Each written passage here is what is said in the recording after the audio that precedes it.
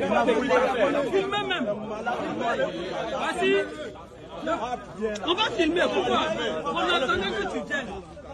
Attends, tu vas le tuer. Voilà, on est en gré. À la 8e tranche. À côté de sa pharmacie, la Zawon. Voici ce que les Libanais font en Côte d'Ivoire. Après Abidjan, tu viens tirer. Regardez. Toi, tu regardez. Regardez. Voilà ce qui se passe ici. Un Libanais qui vient tirer sur nous, notre frère ici. On peut faire ça au Liban. Yadi, on peut faire ça au Liban. On peut faire ça au Liban. Yadi, on peut faire ça au Liban. Maudit là. Regardez ce qui se passe ici. On peut faire ça à un Libanais là-bas. Hein? On peut faire ça chez vous là-bas. Bâtard là. Même si tu as volé. Pays là, c'est chez toi. Sauvage là. Il n'y a pas à faire de calmer, on va partir avec nous. Il n'y a pas quelqu'un qui est élevé que moi. Si tu vois que si tu t'es abaissé rapidement, il n'y a pas quelqu'un qui est élevé que moi. Non, on va régler ça. Pas ça là. En tout cas, on va appeler le problème. C'est quoi ça là? Hein? Abidjan. On peut balancer. Vous êtes trop tiré sur les gens. On te connaît, hein? On te connaît. On te connaît. Hein? Vous croyez tout permis. Vous croyez tout permis. Vous croyez tout permis, non? Il va pas tirer sur les Libanais comme ça là-bas. Maudit là.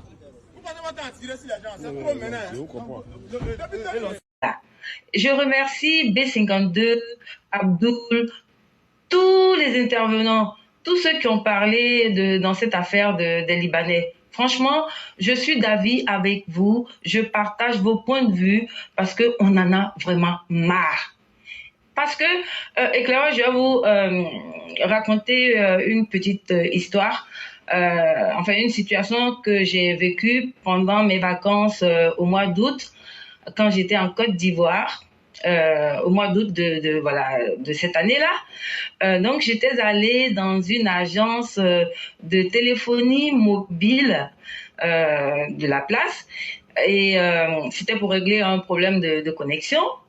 Et quand j'arrive, je vais à l'accueil, je me fais enregistrer, on me prime un ticket et je vais dans la salle d'attente, je me pose et j'attends comme tout le monde.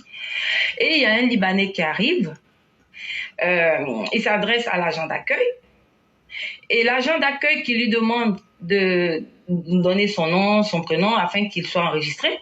Mais figurez-vous que le Libanais a refusé catégoriquement. Il a refusé de se faire enregistrer au motif que lui avait reçu un appel d'un responsable de l'agence en question afin qu'il se présente à l'agence.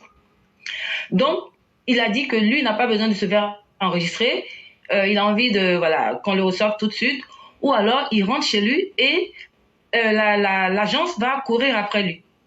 J'ai été vraiment choquée. Vraiment choquée parce que j'ai vu à quel point il a méprisé l'agent d'accueil. Franchement, parce que moi, je me dis quoi? Je me dis que si on lui a demandé de se faire enregistrer, c'est tout à fait normal. Peut-être que c'est pour des besoins de statistiques ou de comptabilité pour que, à la fin de l'année, pour la comptabilité, on puisse se rendre compte du nombre de personnes qui visitent l'agence ou qui vient pour, je sais pas moi, quelques services que ce soit. Donc, c'est pour dire quoi? C'est pour dire que ces Libanais-là, ils se croient intouchables en fait. Parce que ils règnent en maître sur l'économie ivoirienne. Donc, ils pensent qu'ils peuvent se permettre tous les abus. Jusqu'à aller tirer sur un Ivoirien dernièrement, je trouve que c'est vraiment l'abus de trop. On ne peut pas continuer d'accepter que ces Libanais-là nous méprisent et nous tuent. C'est en Côte d'Ivoire que le Libanais agresse un agent des forces de l'ordre. Et c'est encore en Côte d'Ivoire que le Libanais viole et tue une jeune fille dans la fleur de l'âge. Ce n'est pas normal. Franchement, on en a marre.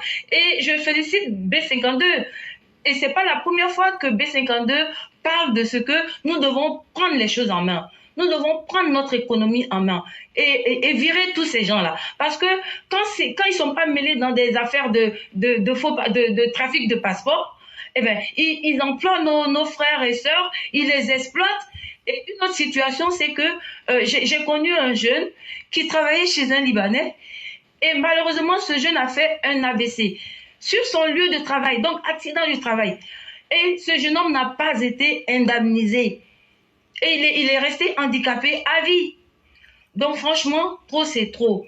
On ne peut pas continuer de supporter que ces Libanais-là nous méprisent, nous humilient à chaque fois. Franchement, il faut que ça s'arrête. Vraiment, il faut que ça s'arrête. Et clairement, moi, je ne vais pas être long. C'est vraiment le coup de gueule que je voulais pousser parce que ça m'est resté en travers de la gorge quand j'ai entendu que le Libanais, parce qu'il porte une arme, il l'a dégainé, quoi. Franchement, ce n'est pas normal.